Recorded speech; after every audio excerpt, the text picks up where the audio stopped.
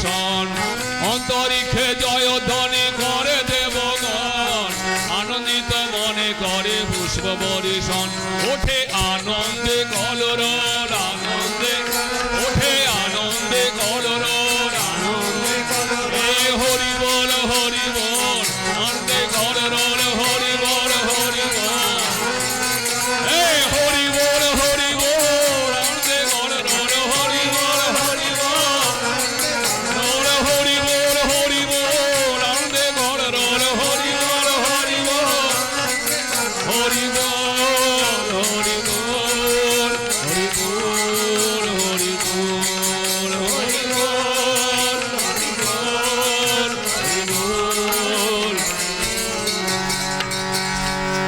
গীতায় ভগবান শ্রীকৃষ্ণ বলেছেন আমি যুগে যুগে আসিব দুবার না আসিব যখনই হইবে যাবে ধর্মের গ্লানি তার কথা রাখতে তিনি শ্রী গৌরাঙ্গ রূপে নামে নদিয়ায় হলেন অবতার সন্ন্যাস যাত্রা কালে জননী রে ডেকে বলে কেঁদো না গো জননী আমার কলিতে আরো দুবার আসিব তোমার গর্ভে জন্মিব হরিনাম সংকীর্তনে মাতাইব প্রাণ কলিতে আরো দুবার আসিব তোমার গর্ভে জন্মিব হরিনাম সংকীর্তনে মাতাইব প্রাণ হরে কৃষ্ণ কৃষ্ণ কৃষ্ণ হরে হরে হরে রাম রাম রাম হরে হরে রাম কৃষ্ণ রূপে আসি মানুষের ভালোবাসি মৃত্যুকালে কহিলেন স্ত্রীরে ভেঙো না হাতের নোয়া আবার আসিব গিয়া শীঘ্র এক ব্রাহ্মণ পরিবারে ভেঙো না হাতের নোয়া আবার আসিব গিয়া শীঘ্র এক ব্রাহ্মণ পরিবারে নারায়ণের পত্নী যিনি চির সদবা হন তিনি তার কথা কবু হয় না বৎসরান্তে ক্ষুব্ধ প্রাণী লোকনিন্দা শুনি কানে যখনই হাতের শাখা ভাঙিবারে যান চকিতে হাতটি ধরে কে যেন বাধা দিল তারে সুগম্ভীর স্বরে তারে করি সমাধান কি গো আমি কি মরে গেছি হাতের শাখা ভেঙে ফেলছো হলো না শাখা ভাঙা রহিল শাড়ি রাঙা শ্রীমারূপীতে রয়েছে প্রমাণ হলো না শাখা ভাঙা রহিল শাড়ি রাঙা শ্রীমারূপীতে রয়েছে প্রমাণ ধর্মপথ যাত্রী যারা খোঁজ কি করেছেন তারা সে বাণীর মূল্য কিছু নাই মরা যারে মানি এত করে তিনি গেলে দূরে সরে দিনা তার কথার এতটুকু দাম এর একটি বছর পরে উত্তরবঙ্গে পদ্মা তীরে ব্রাহ্মণ পরিবারে এসেছেন তিনি লয়ে অনুকূল নাম রূপে গুণে গুণধাম গর্ভে ধরিলা যারে মাতা মনমোহিনী সেই ভগবান এসেছে রে সেই ভগবান এসেছে রে সেই ভগবান এসেছে রে সেই ভগবান এসেছে ওরা যারে মানি এত করে সেই ভগবান এসেছে রে ওরা যারে মানি এত করে সেই ভগবান ওরে এসেছেন রে সেই ভগবান এসেছেন ওরে যে রাখিল প্রহ্লাদের প্রাণ এসেছেন রে সেই ভগবান যে রাখিল প্রহ্লাদের প্রাণ এসেছেন রে যে রাখিল দ্রৌপদীর মান এসেছেন রে, সেই ভগবান যে রাখিল দ্রৌপদীর মান এসেছেন রে, সেই ওরে ব্যথা হারে এসেছে রে, ব্যথা হারে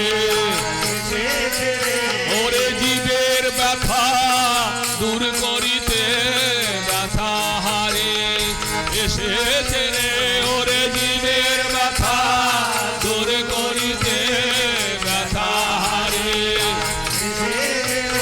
ওরে আর আমাদের ভাবনা কি রে, আর আমাদের ওরে দয়াল ঠাকুর এলো ঘরে, আর আমাদের ভাবনা কি রে, ওরে দয়াল ঠাকুর এলো ঘরে, আর আমাদের ওরে নেড়ে তারে বরণ করে, আর আমাদের ভাবনা কি রে, ওরে নেড়ে তারে বরণ করে, আর আমাদের ওরে ভাবনা নাই রে, ভাবনা ওরে দয়াল এসেছে ঘরে, ভাবনা নাই রে, দয়াল এসেছে ঘরে, ওরে দয়াল এসেছে ঘরে, ভাবনা নাই রে, দয়াল এসেছে ঘরে।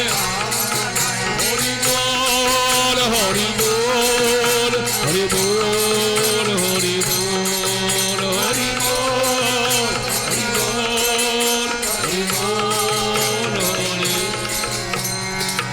এ সংসারে অহরহ কত শিশু জন্মগ্রহণ করছে, কিন্তু এমন সুললিত তনু, এমন ঢল ঢল রূপ লাবণ্য মনপ্রাণ আকুল করা মধুর চাহুনি, এমন সুন্দর শিশু কেউ কখনো দেখেনি।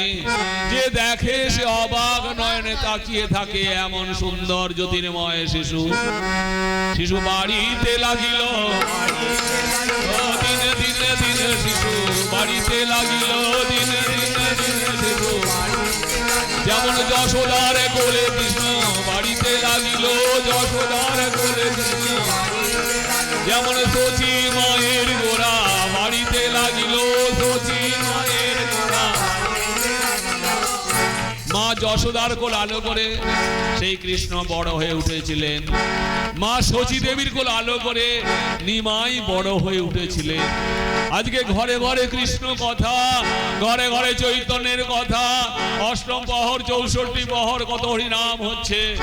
যে হরিনাম শুনলে জন্ম জন্মান্তরে পাপ তাপ ধুয়ে মুছে সাফ হয়ে যায়।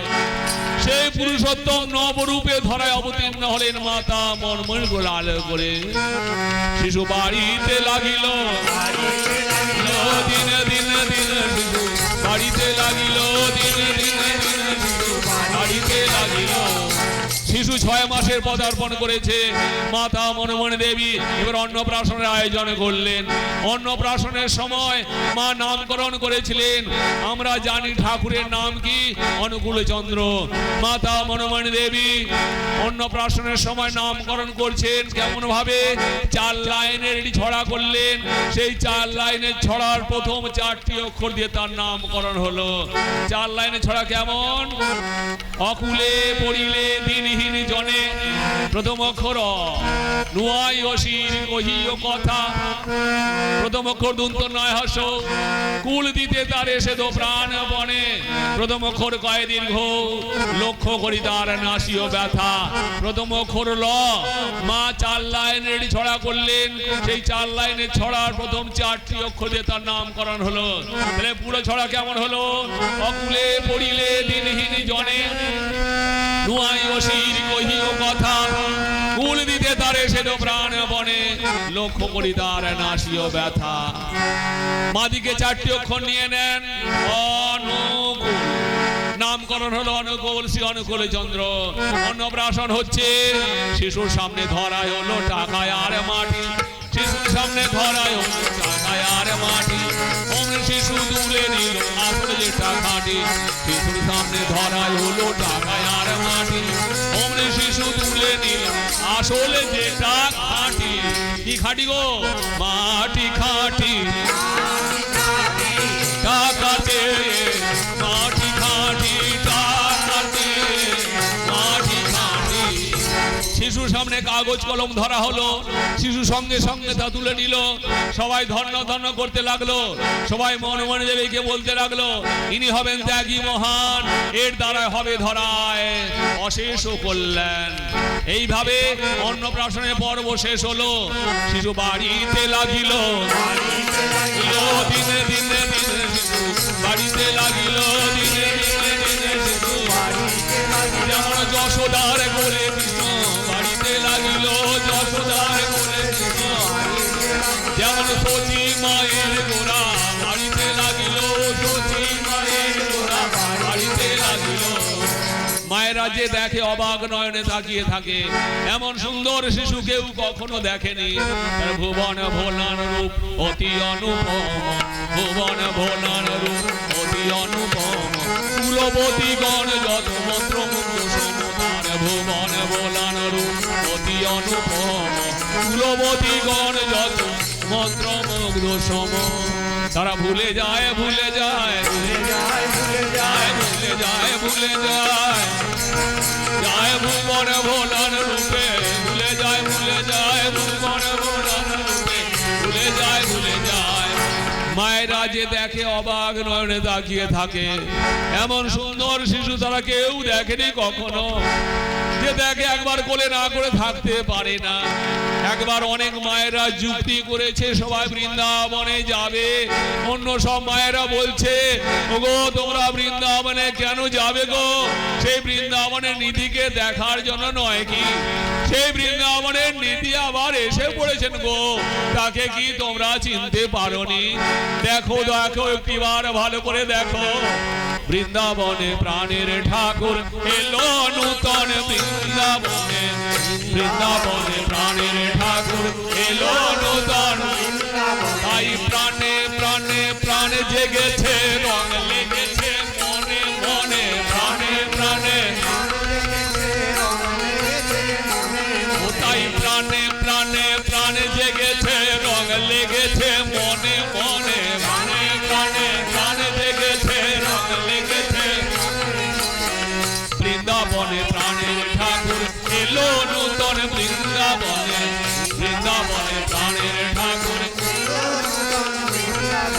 নূতন সূর্য উঠল আকাশে, নূতন দিনের গন্ধ ভাসে উবের বাতাসে, নূতন সূর্য উঠল আকাশে, নূতন দিনের গন্ধ ভাসে উবের বাতাসে।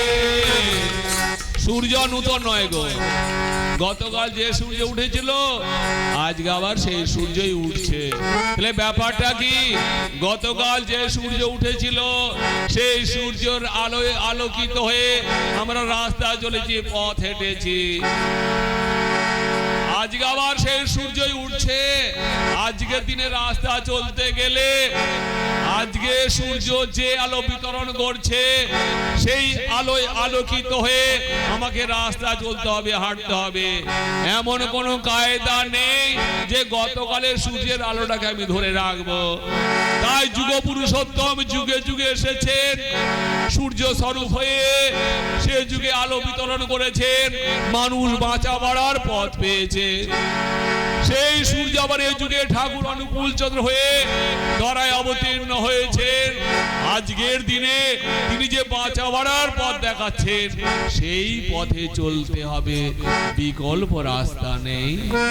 নূতন সূর্য উঠল আকাশে, নূতন দিনের গন্ধ ভাসে উবের বাতাসে, নূতন সূর্য উঠল আকাশে, নূতন দিনের গন্ধ ভাসে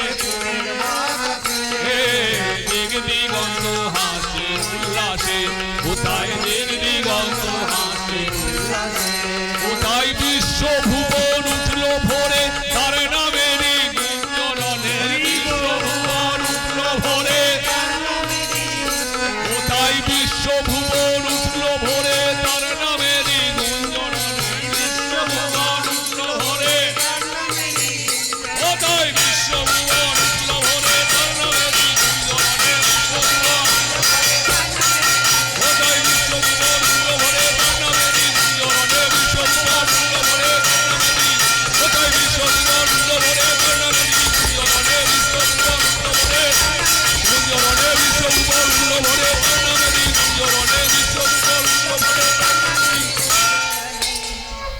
বৃন্দাবনে প্রাণের ঠাকুর এলো নূতন বৃন্দাবনে, বৃন্দাবনে প্রাণের ঠাকুর এলো নূতন, সপেতে তনু দেহ মন যায় আছে তোর তারি পূজার ঘটে নিবেদন, সপেতে তনু দেহ মন যায় আছে তোর তারি পূজার ঘটে নিবেদন। তনমন সপে দিয়ে ভগবানকে ডাকছে। ঠাকুর এক দূর সম্পর্কে মামা উমেশ লাহিড়ী, মায়ের সঙ্গে মামা বাড়ি গেছে শিশু অনুকূল চন্দ্র, 2.5 বছরের শিশু অনুকূল চন্দ্র। মামা উমেশ লাহিড়ী ভক্ত মানুষ, তার আলাদা ঠাকুর ঘর, ঠাকুর ঘরে দরজা বন্ধ করে দিয়ে মামা উমেশ লাহিড়ী গভীর ধ্যানে মগ্ন হয়ে আছে। হঠাৎ একটা খুটখাট আওয়াজ, মামা উমেশ লাহিড়ী চোখ মেলে তাকিয়ে দেখছে তার রাধা মাধবে বিগ্রহ মাটিতে গড়াগড়ি যাচ্ছে, আর সিংহাসন উপবেশন করে আছেন তারই ভাগ্নে অনুকূল চন্দ্র খিলখিল করে হাসছে। দেখ মনো, তোর ছেলের কাণ্ড দেখ, আমার সমস্ত পূজার উপাচার কেমন করে নষ্ট করে দিল। মনমানি দেবী ছুটে এসেছেন, বলছেন দাদা তুমি কিছু মনে করো না, আমার ছেলে কেমন দুষ্টু তুমি জানো তো, ও গ্রামেও বহু বাড়িতে এমন তোরা করে থাকে দাদা, আমি আবার তোমার পূজার উপাচার সাজিয়ে দিচ্ছি। বলে মামা উমেশ লাহিড়ী পূজার উপাচার সাজিয়ে আবার গভীর ধ্যানে মগ্ন হয়ে আছেন, তার আরাধ্য দেবতাকে ডাকছেন আকুল ভাবে। আবার সেই পূর্ববৎ ঘটনা, সেই খুটখাট আওয়াজ, মামা উমেশ লাহিড়ী চোখ মেলে তাকিয়ে দেখছে তার রাধা মাধব বিগ্রহ মাটিতে গড়াগড়ি যাচ্ছে, আর সিংহাসন উপবেশন করে আছেন তারই ভাগ্নে অনুকূল চন্দ্র আবার খিলখিল করে হাসছে। রেগে গেছেন, মনমণি দেবীকে ডাকছেন, মনো তোর ছেলের কাণ্ড দেখ, আমার সমস্ত পূজার উপাচার আবার কেমন করে নষ্ট করে দিল। মনমণি দেবী ছুটে এসেছেন, তিনিও রেগে গেছেন, বারবার ছেলে এমন দুষ্টুমি করছে। শিশু অনুকূল চন্দ্রকে মারতে মারতে নিয়ে গেছে, মা মেরেছে তাই অনুকূল চন্দ্র ফুপিয়ে ফুপিয়ে কাঁদছে।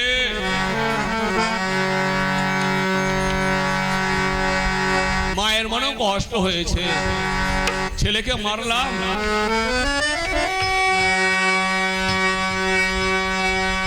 তাই শিশু অনুকূল চন্দ্রকে কোলে তুলে নিয়েছে।